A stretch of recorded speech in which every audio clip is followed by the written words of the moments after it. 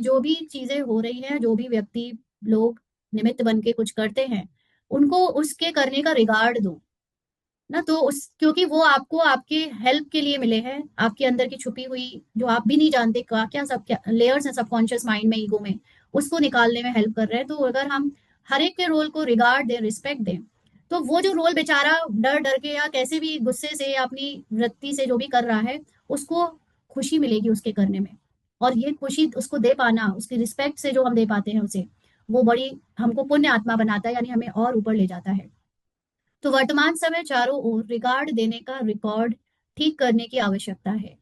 यही record record फिर चारों ओर बजेगा।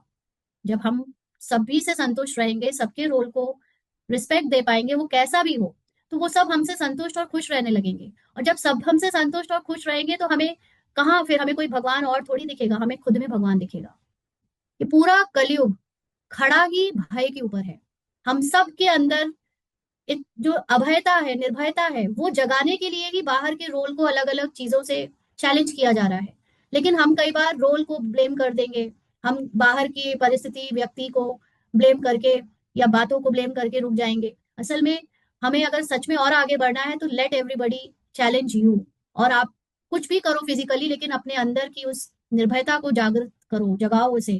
क्योंकि निर्भयता दो चार चीजों की नहीं होती, हर उस चीज की है जब भी हम कोई बात सुनते हैं और जो हमारा मुंह बना देती है, हमारी भौहें खड़ी कर देती है।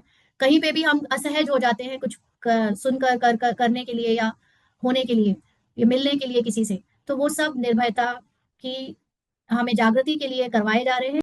लोग समझते हैं कि हम बाबा बाबा बोलते रहेंगे, मतलब हम बाबा को याद ही कर रहे हैं। वर्षे का मतलब क्या होता है? वर्षा का मतलब होता है नॉलेज। और नॉलेज सिर्फ बोलने वाली, भाषण देने वाली नॉलेज नहीं। नॉलेज मीन्स योर अंडरस्टैंडिंग, धारणा।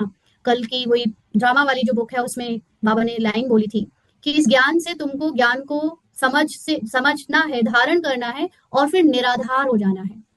मतलब समझ बन गई एक बार, तो फिर ऐसे थोड़ी कि अब हम बात बात पे बुक पढ़ते रहेंगे, मुरली पढ़ते रहेंगे, बात बात में क्लास सुनते रहेंगे, बात बात में हम किसी फिजिकल आधार को याद करेंगे, या हम बाबा को भी बाबा आ जाओ करते रहेंगे। हम बेसमझ बने थे तो हमारी सारी शक्तियां, गुण जो हमारे अंदर थी, वो हम बाहर ढूंढने लगे। और जब हम समझदार बन रहे हैं तो हमें अपनी गुण, अपनी शक्तियां खुद अपने में फील होने लगनी चाहिए। और फिर उसके बाद जब वो समझदारी में आ जाती हैं, तो फिर हमें कोई आधार नहीं चाहिए उनको जीने के लिए। हम निराधार रूप में, क्योंकि समझ में उतर गई ना। जब तक जैसे कोई किचन में खाना बनाता है, कोई नया नया सीखता है तो पूछता है अपनी मम्मी से या किसी की हेल्प लेता है, इंटरनेट में देखता है।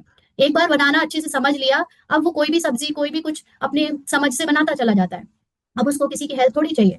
तो ऐसे ये ज्ञान को समझना इज धारणा करना, और समझ कर फिर जीना without any aadhaar is the final destination. तो बाबा ने उसमें लिखा भी है ये जगह, एक जगह कि ज्ञान को धारण करो और निराधार हो जाओ।